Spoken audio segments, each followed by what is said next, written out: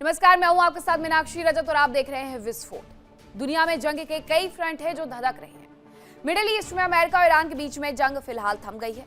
समझौते की कोशिशें की जा रही हैं, लेकिन दोनों ही मुल्कों को एक दूसरे पर बिल्कुल भी भरोसा नहीं है। दूसरी तरफ यूरोप में एक बार फिर से यूक्रेन की धरती रूसी हमलों से दहल गई है। आज हम आपको इन मोर्चों की खबरों के बारे में जानकारी देंगे, लेकिन उसके पहले आपको वो 3 खबरें बताते हैं जिन पर हमारी विशेष रूप से आज नजर रहेगी। तो पहली खबर की चर्चा करते हैं। अमेरिका और ईरान के बीच जंग में युद्ध विराम हुआ, डील हुई, लेकिन एक बार फिर से जंग शुरू हुई और फिर हालात तनावपूर्ण हो गए हैं। हॉर्मुज को लेकर के अमेरिका ईरान के बीच में तनाव चल रहा है। इन सब के बीच में जानकारी मिलती है कि दोनों ही मुल्क वार्ता तो कर रहे हैं, लेकिन एक दूसरे पर भरोसा नहीं कर पा रहे हैं। इन सब के बीच में खबर है कि ईरान के सुप्रीम लीडर खुद वार्ता की प्रक्रिया पर नजर बनाए हुए हैं। उधर ईरान और अमेरिका की ओर से जंग की तैयारियों के संकेत मिल रहे हैं। आज हम आपको इस संबंध में विस्तार से जानकारी देंगे। दूसरी खबर, मिडिल ईस्ट में जंग खत्म कराने के लिए डील के अहम मुद्दा रहा है ईरान का परमाणु प्रोग्राम। अमेरिका और इजराइल ईरान के परमाणु प्रोग्राम को खत्म करना चाहते हैं ताकि ईरान परमाणु हथियार ना बना पाए, जबकि ईरान साफ कह चुका है कि उसका परमाणु प्रोग्राम शांतिपूर्ण कार्यों के लिए है। और ईरान के लिए परमाणु प्रोग्राम की अहमियत का अंदाजा आप सिर्फ इस बात से लगा सकते हैं कि खुद सुप्रीम लीडर ही परमाणु प्रोग्राम के मुद्दे पर वार्ताकारों को आवश्यक दिशा निर्देश जारी कर रहे हैं। दूसरी तरफ डोनाल्ड ट्रंप ने फ्रीज फंड को रिलीज किए जाने को ईरान के परमाणु प्रोग्राम से जोड़ दिया है। आज इस मुद्दे पर हम आपको डिटेल इंफॉर्मेशन देंगे। वहीं तीसरी खबर की चर्चा कर लेते हैं, जहां एक तरफ मिडिल ईस्ट टेंशन में है तो वहीं दूसरी तरफ यूरोप में जंग का एक और मोर्चा सुलग रहा है। रूस के हमलों का यूक्रेन ने पलटवार शुरू कर दिया है। रूस की अर्थव्यवस्था को भारी नुकसान पहुंचा है, तो रूस का गुस्सा फूट पड़ा और पुतिन की सेना ने यूक्रेन पर ऐसा पलटवार किया है कि यूक्रेन टेंशन में आ गया है। हालांकि इन सब के बीच में रूस के लिए यूरोपीय देश मोनाको से एक बुरी खबर आई है।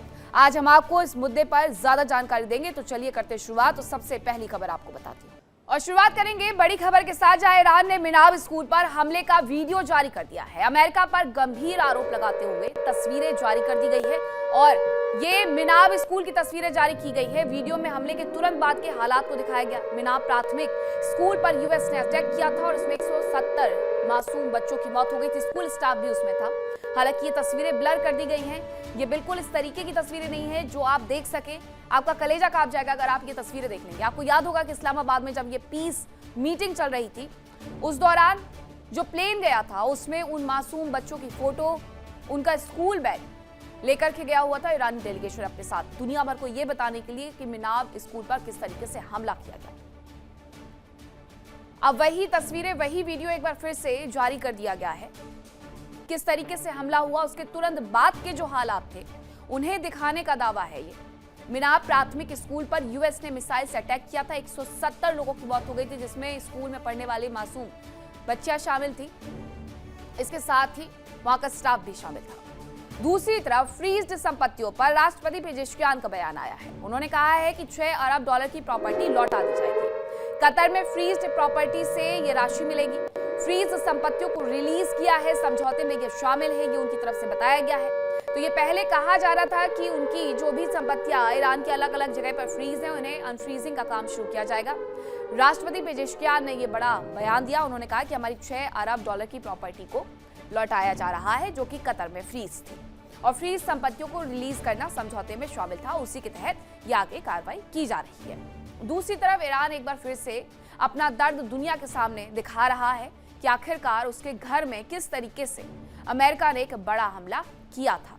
मिनाब को लेकर के तमाम चर्चाएं हुई और उससे जुड़ा हुआ एक और वीडियो साझा किया गया है ईरान की तरफ से। वहीं एक और बड़ी जानकारी आपको देती हूं, जहां समझौते की वार्ता पर सुप्रीम लीडर मुस्तफा की नजर है।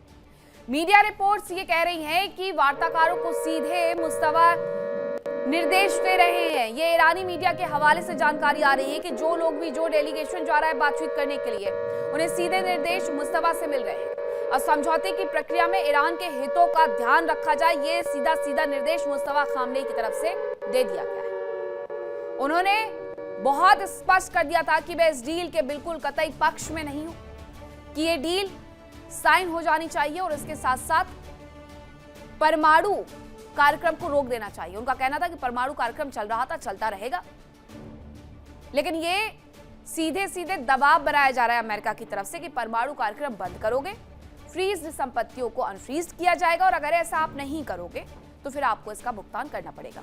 अब इसी के बाबत समझौते की प्रक्रिया में ईरान के हितों का ध्यान रखने का सीधा सीधा दिशा निर्देश ईरानी डेलीगेशन को दे दिया गया है मुस्तफा खामनेई की तरफ से।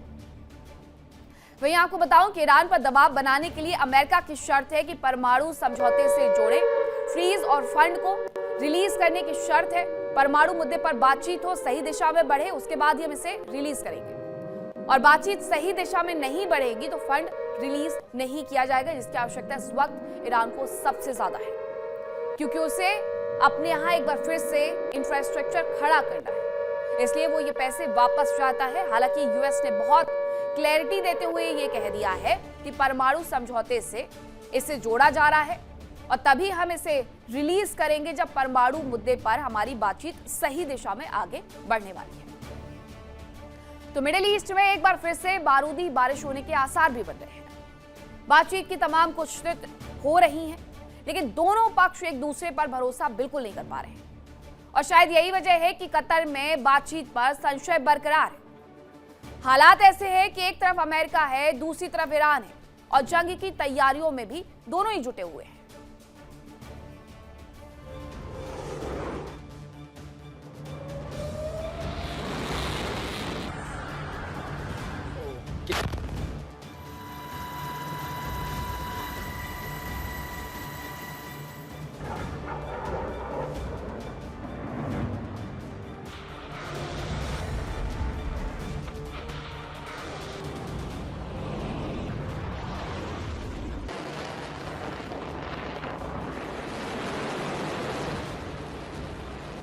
अमेरिका और ईरान के बीच एक बार फिर जंग की आशंका पुख्ता हो रही है।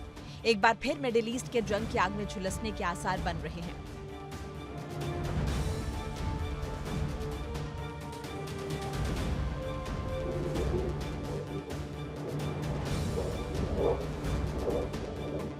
दोनों पक्षों के बीच कतर में वार्ता का माहौल तो बन रहा है। वार्ताकार पहुंच चुके हैं, लेकिन वार्ता अपने मुकाम तक पहुंचेगी, इस पर संशय बरकरार है।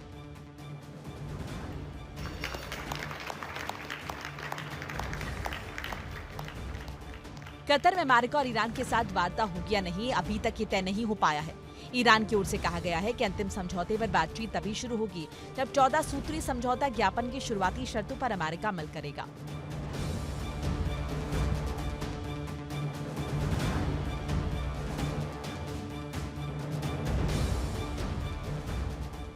ईरानी मीडिया के मुताबिक विदेश मंत्रालय के प्रवक्ता इस्माइल बघई ने कहा कि हम अभी अंतिम समझौते के लिए बातचीत के चरण में नहीं पहुंचे हैं।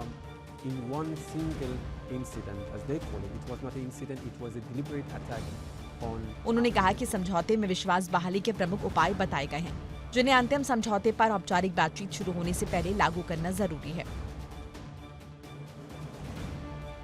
इस बीच राष्ट्रपति ट्रंप लगातार ईरान पर दबाव बनाने का प्रयास कर रहे हैं। अमेरिका ने परमाणु समझौते से ईरान के फ्रीज फंड को रिलीज करने की शर्त जोड़ दी है।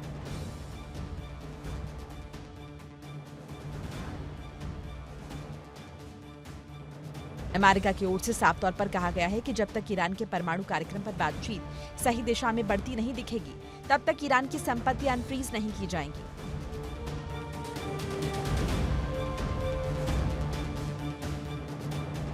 उधर ईरान भी तैयार है। खुद ईरान के सर्वोच्च नेता मुज्तबा खामनेई समझौते की निगरानी कर रहे हैं। खबरों के मुताबिक मुज्तबा खामनेई वार्ताकारों के संपर्क में हैं। दावा है कि वो राष्ट्रपति और परमाणु वार्ता करने वाली टीम को नियमित रूप से निर्देश दे रहे हैं।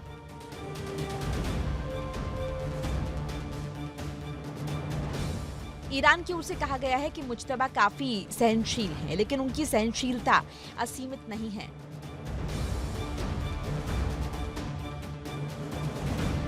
सूत्रों का दावा है कि मुज्तबा चाहते हैं कि जंग खत्म करने की कूटनीतिक प्रक्रिया सही दिशा में बढ़े और इसमें ईरान के हितों का ख्याल रखा जाए।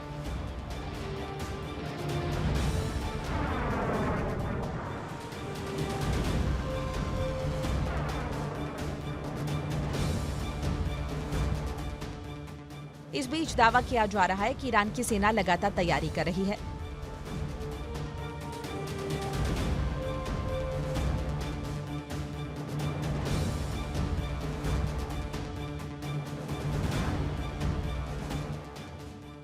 यानी अगर समझौता नहीं हुआ या ईरान की शर्तों के मुताबिक नहीं हुआ तो खाड़ी में जंग एक बार फिर से भड़क सकती है।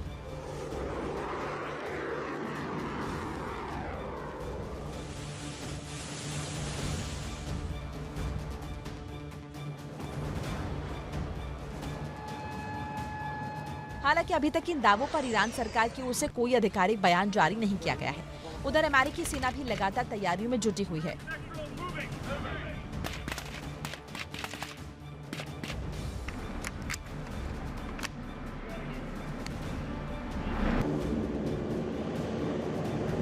एयरक्राफ्ट कैरियर से लगातार फाइटर जेट्स और हेलीकॉप्टर उड़ान भर रहे हैं।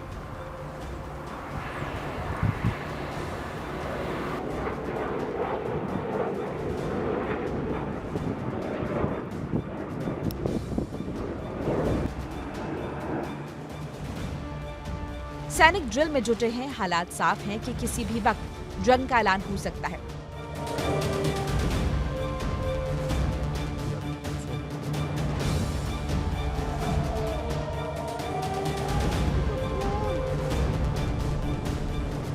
और अमेरिका ईरान के बीच सीज़फायर धुआं हो सकता है।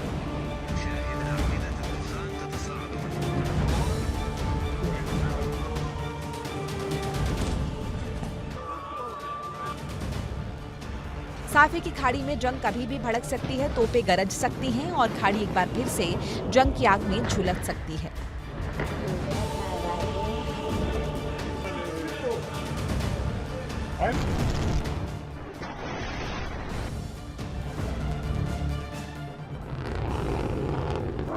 Bureau report, India daily.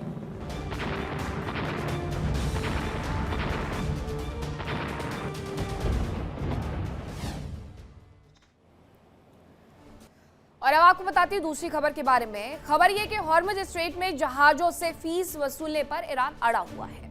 Iran Oman के बीच में मैरीटाइम सर्विस फीस वसूलने पर सहमति बन गई है और ओमान के बीच हॉर्मुज स्ट्रेट के प्रशासन पर यह सहमति बनी है। ईरान ने यह दावा कर दिया है वैश्विक समुद्री व्यापार की लागत बढ़ सकती है। सीधे सीधे आप ये कह सकते हैं कि हॉर्मुज अब से ईरान का है। ईरान ने जो कभी अंतर्राष्ट्रीय रूट हुआ करता था, सबके लिए फ्री हुआ करता था, उस रूट पर अपना दावा अधिकार कर दिया है कि ये जगह हमारी है, हमसे जुड़ी हुई है और यहाँ से गुजरने वाले हर एक जहाज से फीस वसूले जाएगी। और इसके लिए बाकायदा ओमान से भी बातचीत हुई है क्योंकि ओमान के हिस्से में भी हॉर्मुज का कुछ हिस्सा है।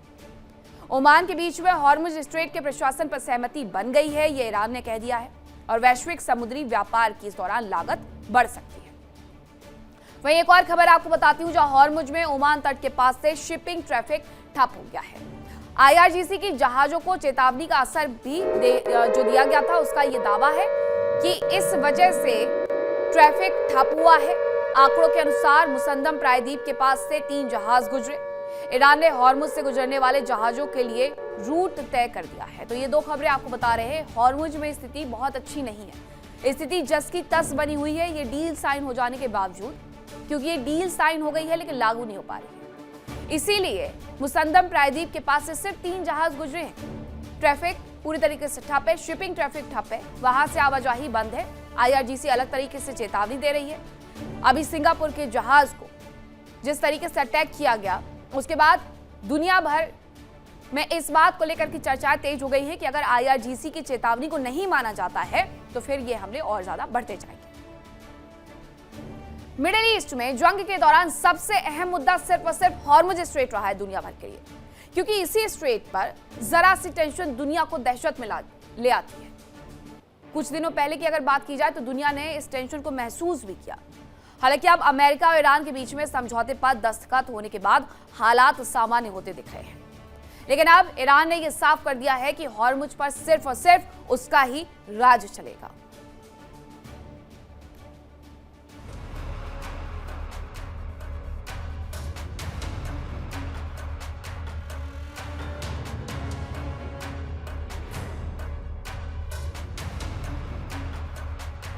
हॉर्मुज स्ट्रेट फारस की खाड़ी और ओमान की खाड़ी के बीच मौजूद समंदर का वो हिस्सा जिसे होकर दुनिया की करीब 20% तेल और गैस की सप्लाई होती है।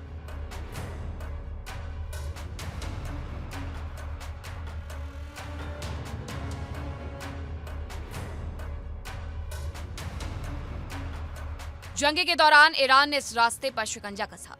विश्व के कई देशों की एनर्जी सप्लाई लाइन कट गई, व्यवस्थाएं हिल गई, तो कुछ जगहों पर तो अर्थव्यवस्था ही वेंटिलेटर पर पहुंच गई।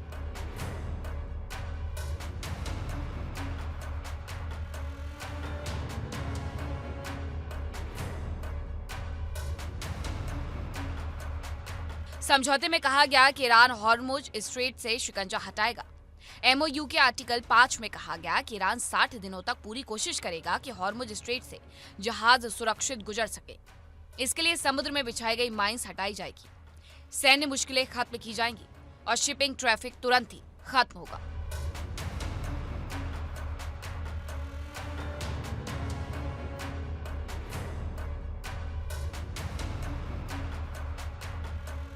समझौते में जिक्र किया गया कि ईरान आगे चलकर हॉर्मुज स्ट्रेट के प्रशासन और मैरीटाइम सर्विसेज पर ओमान और दूसरे खाड़ी देशों के साथ बातचीत करेगा। यह अंतर्राष्ट्रीय कानून और तटीय देशों के अधिकार के आधार पर होगा।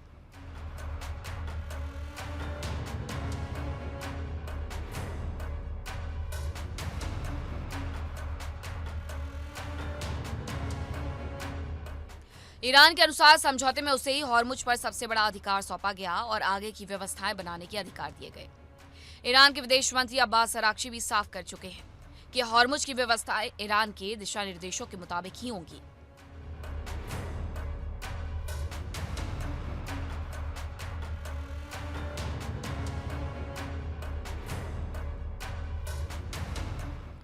ईरान ने खुद को हॉर्मुज स्ट्रेट का सुल्तान घोषित किया और शिपिंग ट्रैफिक के लिए नियम तय किए। यहां तक कि उन नियमों का पालन सुनिश्चित करने के मकसद से कुछ जहाजों पर हमले भी किए गए।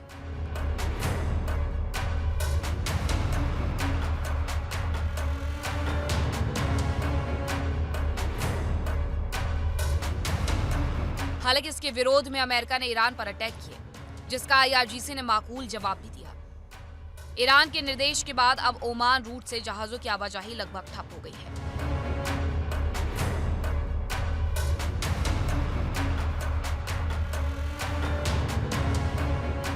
दावा है कि आईआरजीसी की चेतावनी के बाद ओमान वाले वैकल्पिक समुद्री मार्ग पर जहाजों की आवाजाही लगभग रुक गई है। मैरीटाइम ट्रैफिक के आंकड़ों के अनुसार सोमवार को मुसंदम प्रायद्वीप के पास ओमान रूट से केवल 3 ही जहाज गुजरे, जबकि दावा किया जा रहा है कि 24 जून को इस रूट की घोषणा के बाद करीब 120 जहाज इस रास्ते से गुजरे थे। लेकिन अब इस रूट पर शिपिंग ट्रैफिक में भारी गिरावट देखी गई है।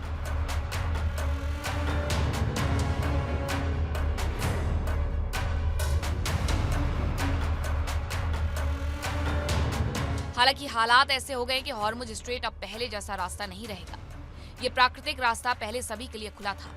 यहाँ से गुजरने के लिए किसी भी देश के जहाज को कोई फीस नहीं देनी होती थी। लेकिन अब ईरान ने साफ कर दिया है कि यहाँ से गुजरने वाले जहाजों को सर्विस चार्ज देना ही होगा।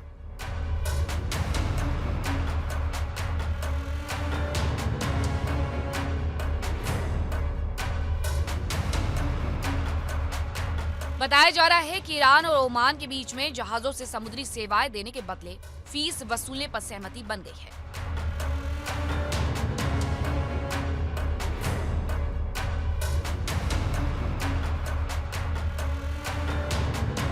हॉर्मुज स्ट्रेट को लेकर ईरान के उप विदेश मंत्री काजेम गरीबाबादी ने कहा कि ईरान और ओमान के बीच आपसी सहमति बन गई है।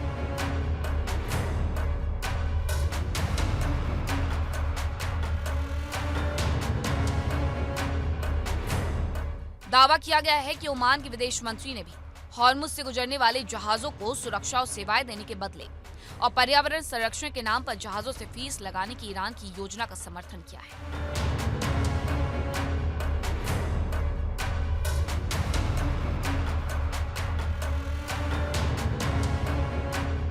ईरान और ओमान का ये कदम वैश्विक व्यापार और एनर्जी सप्लाई के लिहाज से काफी अहम माना जा रहा है।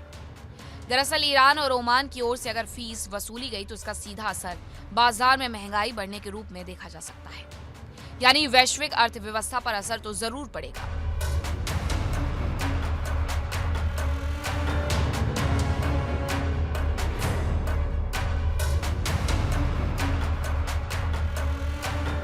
दूसरी ओर ईरान के पास हॉर्मुज के रूप में ऐसा हथियार आ गया है जिसके जरिए वो कभी भी दुनिया को घुटनों पर ला सकता है। वो कभी भी वैश्विक अर्थव्यवस्था को बंधक बना सकता है।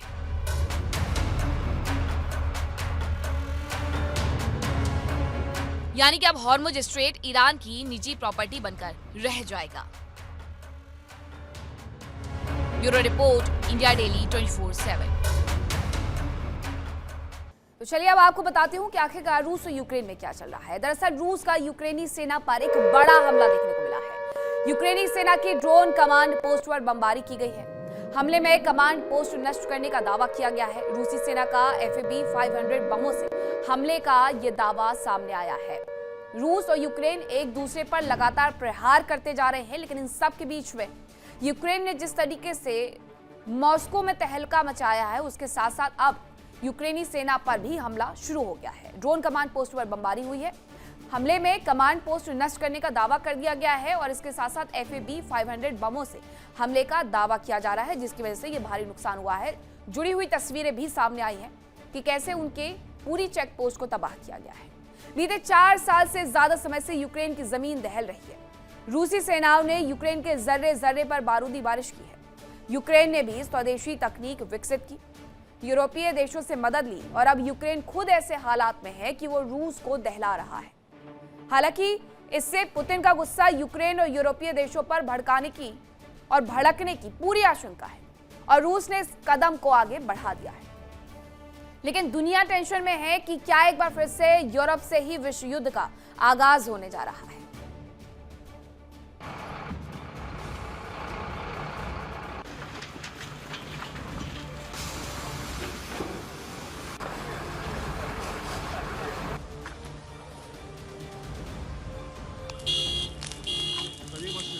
यूक्रेन बीते लंबे समय से रूस पर जबरदस्त पलटवार कर रहा है।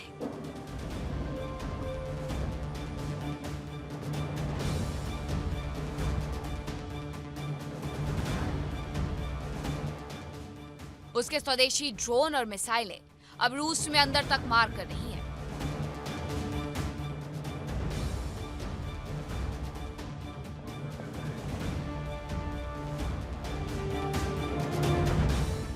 ज़ेलेंस्की के निशाने पर रूस की आर्थिक रीढ़ यानी तेल और गैस का कारोबार है। हालात ऐसे हैं कि खुद राष्ट्रपति पुतिन ने ही मान लिया कि यूक्रेन के हमलों से रूस को नुकसान हुआ।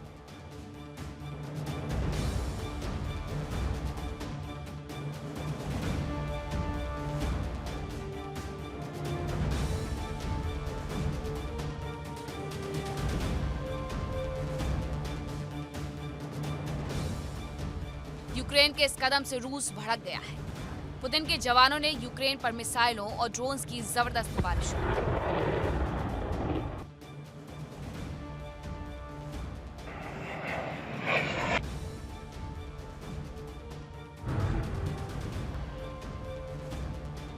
बताया जा रहा है कि रूस के हमलों में 12 लोगों की मौत हो गई, जबकि 40 लोग घायल हुए।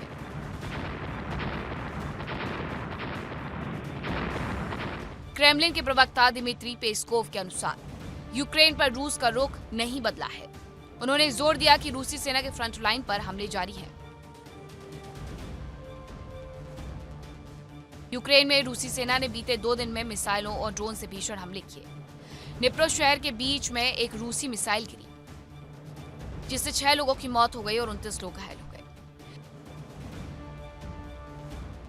राष्ट्रपति ज़ेलेंस्की ने सोशल मीडिया पर पोस्ट में कहा कि रूसी ड्रोन ने ज़पोरिजिया में यात्रियों से भरी एक मिनी बस पर हमला किया, जिसमें 3 लोगों की मौत हो गई और 6 लोग जख्मी हो गए।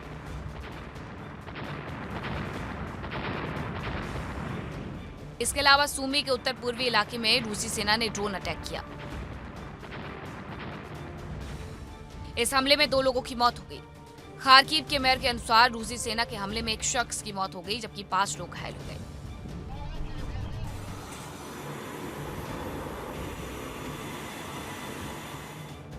बताया जा रहा है कि यूक्रेन में 6 और इलाकों में भी हमले किए गए। रूस के हमलों की वजह से देश के कई इलाकों में बिजली सप्लाई प्रभावित हुई। दावा किया जा रहा है कि यूक्रेन के 8 इलाकों में कई जगह बिजली सप्लाई ठप हो गई। साथ ही गर्मी बढ़ने की वजह से लोग एसी का इस्तेमाल कर रहे हैं।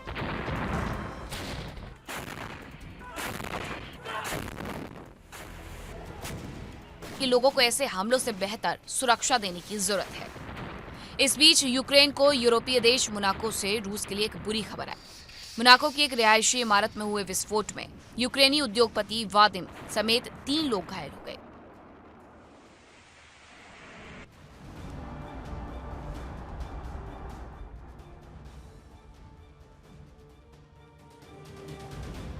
अधिकारियों के अनुसार यह हादसा नहीं बल्कि जानबूझकर के किया गया हमला था।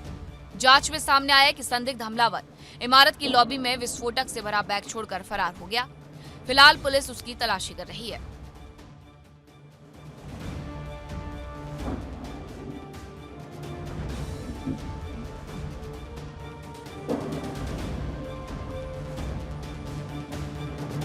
वादिम यूक्रेन के जाने माने उद्योगपति हैं और लंबे समय से मोनाको में रह रहे हैं। वर्ष 2023 में यूक्रेन सरकार ने उन पर प्रतिबंध लगाए थे। मीडिया रिपोर्ट्स के अनुसार यह कार्रवाई रूस के क्रीमिया में उनके शराब कारोबार से जुड़े आरोपों के कारण की गई थी। मोनाको सरकार के अनुसार मामले की गहन जांच की जा रही है और जल्दी इस घटना के बारे में जानकारी साझा की जाएगी। फिलहाल टेंशन इस बात की है कि कहीं पुतिन का क्रोध यूक्रेन और यूरोपीय देशों पर फट न पड़े, क्योंकि अगर ऐसा होता है तो यकीनन ये स्थिति विश्व युद्ध को न्योता दे सकती है। Bureau report, India daily 24/7। और एक और खबर आपको बताती हूँ रूस और यूक्रेन से जुड़ी हुई, जहां रूस का यूक्रेन पर जबरदस्त अटैक देखने को मिला है। खार्किव में यूक्रेनी सेना पर हमला किया गया। रूसी सेना ने ग्लाइड बमों से यहां पर हमला कर दिया। तो ये रूस ने यूक्रेन पर अटैक किया है। खार्किव में यूक्रेनी सेना पर जो हमला हुआ है और इसमें रूसी सेना ने ग्लाइड बमों का इस्तेमाल किया है, जिसकी वजह से ये ब्लास्ट वहां पर हुआ है। और अब आपको खबर सीरिया से बताती हूँ, जहाँ सीरिया में इजरायली कार्रवाई पर यूएई को ऐतराज है। कुनैत्रा और दारा इलाके में आईडीएफ की कार्रवाई देखने को मिली है और इस घुसपैठ की निंदा की गई है। यूएई ने बताया कि अंतर्राष्ट्रीय कानूनों का ये उल्लंघन है और अंतर्राष्ट्रीय समुदाय से दखल देने की मांग भी इस पर की गई है। खबरों का सिलसिला लगातार जारी है।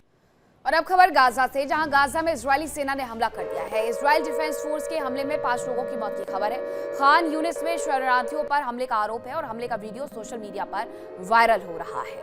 जिस तरीके से अभी भी गाजा में इजरायली सेना हमला करते हुए नजर आ रही है, वो उस कसम को याद दिलाता है जो कि 7 अक्टूबर 2023 को ली गई थी कि हमास के हर एक आतंकी को इजरायली डिफेंस फोर्स उखाड़ फेंकेगी। उसी के बाद ये कार्रवाई की जा रही है, जिसकी तस्वीर आपके टेलीविजन स्क्रीन पर है। आईडीएफ के हमले में 5 लोगों की मौत की खबर सामने आई है। तो ये थी खबरें आज के विस्फोट में। फिलहाल रुकने छोटे से ब्रेक के लिए कहीं मत जाएगा। खबरों का सिलसिला लगातार जारी है। इंडिया डेली अब आपके स्मार्ट टीवी पर भी मौजूद है।